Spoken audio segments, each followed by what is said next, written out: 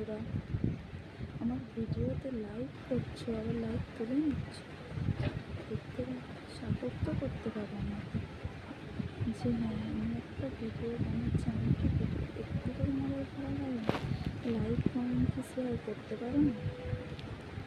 Like ছড়িয়ে করলে ভিডিওতে, আবার লাইকটা ঠান্ডা ঠান্ডা করলে না, এরকম তোমরা বন্ধু যে বন্ধুকে সাপোর্ট করলে বা সাপোর্ট তুলে নিতে হয়।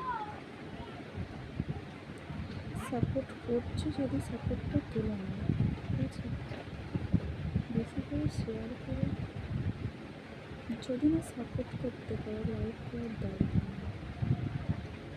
সাপোর্ট বাড়তে পারলে লাইক করো।